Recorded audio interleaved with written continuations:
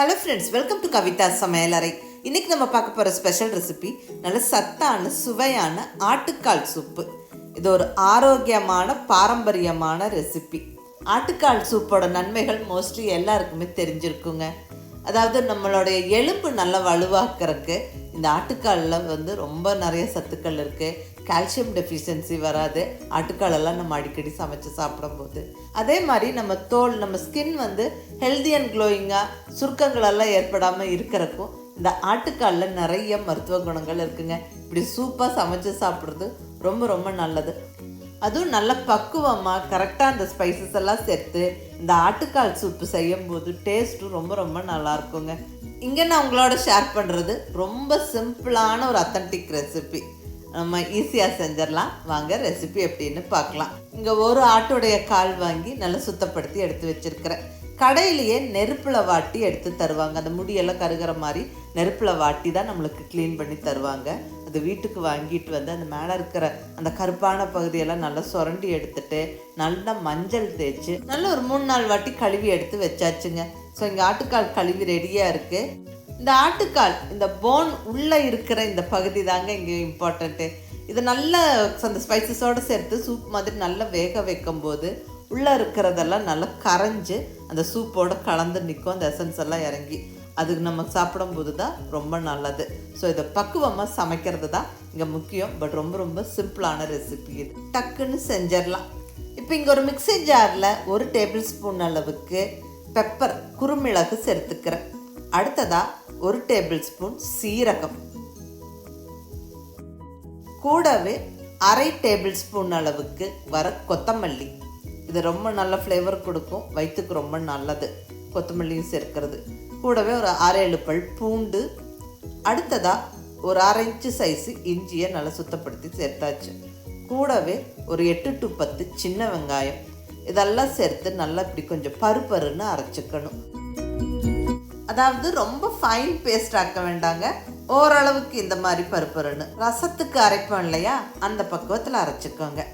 இப்போ அடுத்தது இங்கே நல்ல ஒரு பெரிய குக்கர் எடுத்துருக்குறேங்க. நான் இங்கே ஒரு 5 லிட்டர் குக்கர் எடுத்துருக்கிறேன். இதெல்லாம் அந்த ஆட்டுக்கால் எல்லாம் சேர்த்தாச்சு.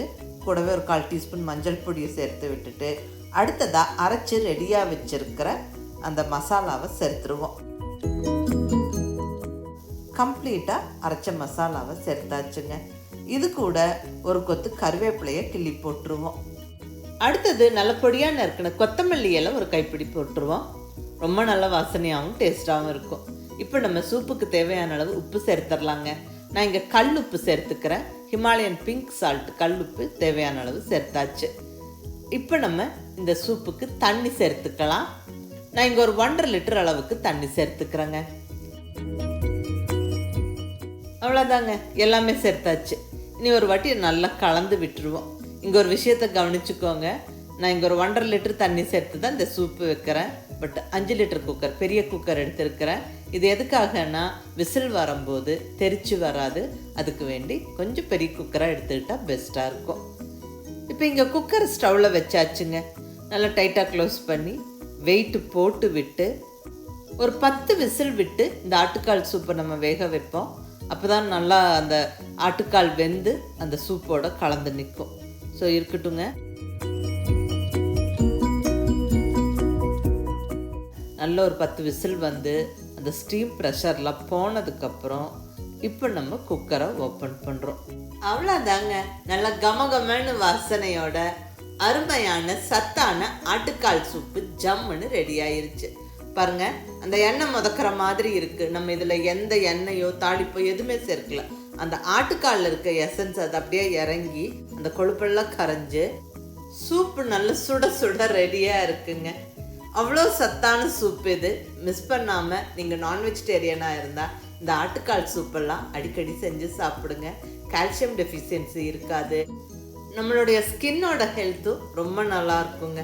இது ஒரு பாரம்பரியமான ரெசிபி. இந்த எலும்பெல்லாம் வலுவாக இருக்கிறதுக்கு இது அடிக்கடி செஞ்சு சாப்பிட்றது ரொம்ப நல்லது. கால்வலி இருக்கிறவங்களுக்கும் போன் வீக்காக இருக்கிறவங்களுக்கும் இதெல்லாம் ஒரு அருமையான மருந்துங்க. நல்ல ஒரு டேஸ்டியான மருந்துன்னு சொல்லலாம். ஏன்னா இந்த மாதிரி பக்குவமாக செய்யும்போது இந்த ஆட்டுக்கால் சூப்பு ரொம்ப டேஸ்டாகவும் இருக்கும். நீங்கள் மிஸ் பண்ணாமல் ட்ரை பண்ணி பாருங்கள். இந்த சீசனுக்கு இது ஒரு பெஸ்ட்டான ரெசிபிங்க. நம்மளுக்கு எதமாகவும் இருக்கும், இம்யூனிட்டியும் பூஸ்ட் ஆகும், ரொம்ப நல்லாயிருக்கும். நீங்கள் மிஸ் பண்ணாமல் ட்ரை பண்ணி பாருங்கள்.